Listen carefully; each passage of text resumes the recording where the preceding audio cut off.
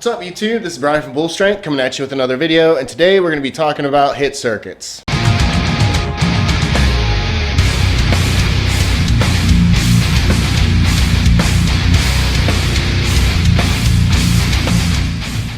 Alright, today we're going to be talking about doing HIIT circuits specifically with resistance training. So first of all, what are some of the benefits of doing HIIT style resistance training? First of all, you're not spending an entire hour basically on a hamster wheel burning 300 to 400 calories.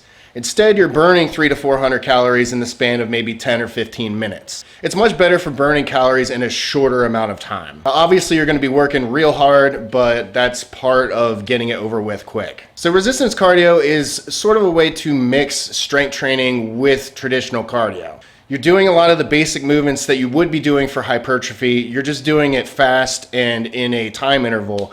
It's all about getting your heart rate up and burning calories. Now, of course, since we're working in extremely high rep ranges, if you're doing curls for 30 seconds straight, you're probably going to get 15 to 20 reps in. So you're not actually going to be building much muscle hypertrophy since we're not working in that 1 to 5 rep range or in the 6 to 12. So with that being said, obviously you're going to want the weight to be light. You want to be conservative in terms of choosing your weight for each of these exercises. The point is to be able to move as quickly as possible with this weight. You don't want something heavy that's going to be slowing you down, and you're not really going to get any cardio benefit that way anyway. So if you're already running a strength training routine or a bodybuilding routine or something like that, resistance cardio is going to go at the very end of your workout. So after you're done your primary movement, your accessories, your secondary movements, you are going to focus more on these cardio circuits. All right, so let's talk about how to actually program these circuits.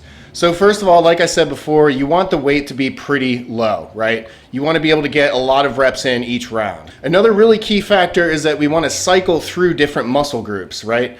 So we don't want to be hitting the same muscle groups consecutively in a row because you're going to be much less efficient that way. So in other words, if you choose a shoulder press for your first movement, you're not going to want to do a bench press or a floor press because you're basically using the same primary movers. Instead, what you want to focus on is the antagonist muscles or something like that. Maybe even an entirely different muscle group on another part of your body if you're doing a full body circuit. So in other words, let's say you are doing a standing shoulder press for your first movement.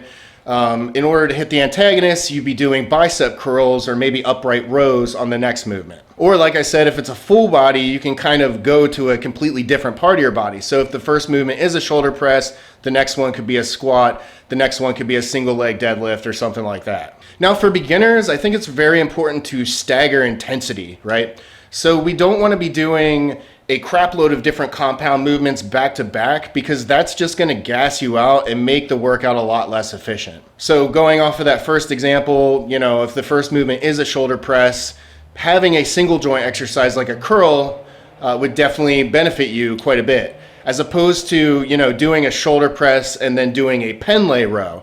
Like, yeah, we're definitely hitting the antagonist muscles by doing a pen lay row, but that is a very taxing, very difficult movement. So if you're new in the gym, kind of keep this in mind. If you're doing a more difficult movement like a squat or a deadlift or a bench or something like that, you want the next movement to be something a little bit easier, something that's going to focus on a single joint. So now that we've gone over how to actually structure a circuit, I'm going to give you an example circuit. So this would be one that you would do on an upper body day. All of these movements are upper body focused. So your first one is going to be an upright row, which the upright row is going to work the back part of your shoulders, your upper back, and your biceps. And on the next movement, since we want to hit antagonist muscles, we're going to be focusing on the front part of our shoulders, our triceps, as well as the upper part of our chest. And now to kind of lower the intensity, we're going to throw in a circuit of bicep curls. So we're hitting the biceps again. We're just not doing it using some sort of an intense compound movement. Like I said, we're doing a single joint movement so we can kind of take a break a little bit while still getting work in. And then the final movement, I always like it to be the most difficult, right? So whether it's a high pull or a clean or a snatch, or in this case, a medicine ball slam, we always want the last movement to be very intense. We don't want to leave any gas in the tank here. So, go for broke on this last movement. Whether you're doing a snatch, a clean, a medicine ball slam, whatever the case is, make sure that it's something that's really going to get your heart rate up. All right, now we're going to talk about how to track and progress with HIIT circuits. You're going to want to pick a starting point that kind of matches where you're at with your conditioning. So if you're brand new in the gym, you want to start off slow.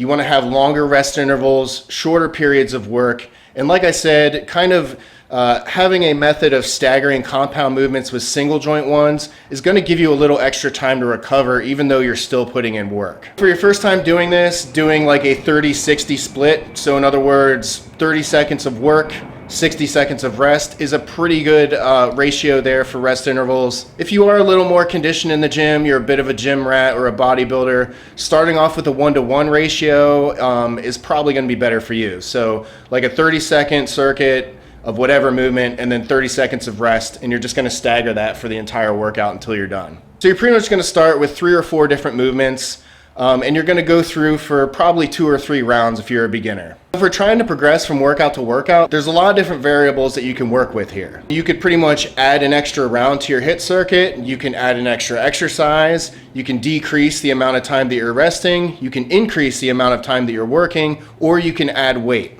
Just make sure that you are tracking everything. I know that this is probably the dozenth time that I've said this on this channel, but make sure that you are tracking and recording absolutely everything. Because like I've said in the past, if you don't know what you've done before, you're not gonna know what to do next time.